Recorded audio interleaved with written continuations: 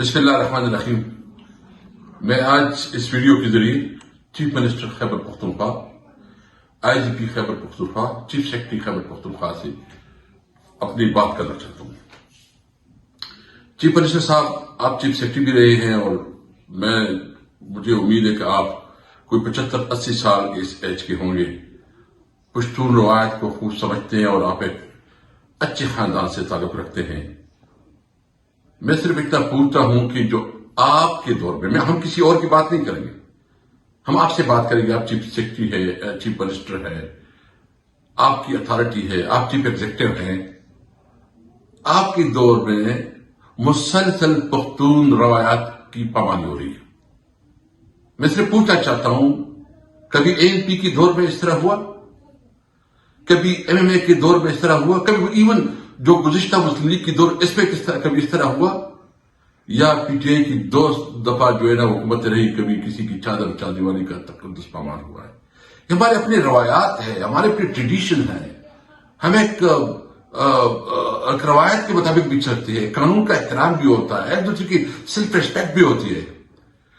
یہ بات یاد رکھے کہ کوئی کسی سے نہیں ڈرتا، کوئی کسی سے خوف زدہ نہیں ہوتا. یہ حربے اگر کوئی اور جگہ پہ استعمال ہوتی ہو تو خیبر پختونخوا میں یہ حربے نہیں چلتے. میں صرف یہ پوچھنا چاہتا ہوں کہ یہ جو مسلسل اس قسم کے اقدامات ہو رہے ہیں اور یہاں بھی اغوا برائے بیان، اور جو آج کامران بنگش کا ہوا ہے، جس طرح اس کو اغوا کیا گیا ہے، اس کے حوالے سے، اور ایک DSP جو نام ابھی میں بھول گیا ہوں، اس نے آ کے اس کو اریسٹ کیا ہے. کامران بنگش کدھر ہے؟ انور زیب خان کو اریسٹ کیا گیا. اگر اس کے خلاف کوئی آپ کے پاس کوئی ان کے خلاف کوئی اس قسم کے الزامات ہیں یا کوئی اس کے خلاف کوئی FIR ہے تو عدالت میں پیش کریں. ہم تو کسی اور سے نہیں پوچھتے. میں تو DSP سے بات نہیں کروں گا، میں تو چیف منسٹر سے بات کروں گا، میں چیف سیکرٹری سے بات کروں گا، میں IG سے بات کروں گا کہ یہ روایات پختون کلچر کے مطابق نہیں ہے. اگر ہمارے خلاف میرا بھی گھر پہ آج چھاپا ہوا ہے، دیگر لیڈرشپ کے گھروں پہ چھاپے ہوئے ہیں. میں اس کی شدید مذمت کرتا ہوں اور میں کہتا ہوں کہ اس قسم کے رویوں کو ختم کرو. یہ ہمارے کلچر کو تباہ کرے گا، ہماری سوسائٹی کو تباہ کرے گا.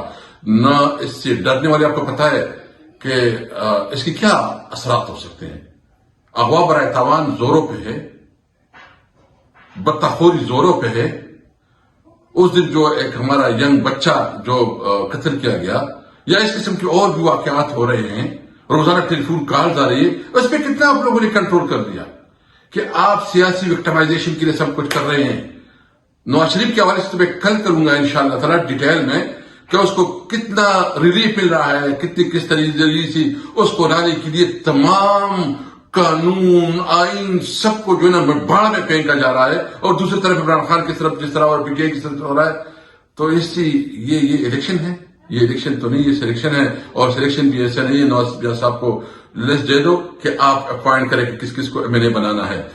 اگر الیکشن کرنا ہے تو عوام نے فیصلہ کرنا ہے، اور انشاءاللہ الیکشن آنے دو، عوام فیصلہ کرے گی کہ عوام کس کے ساتھ ہے. باقی میں ڈیٹیل کل کروں گا لیگ اس پہ.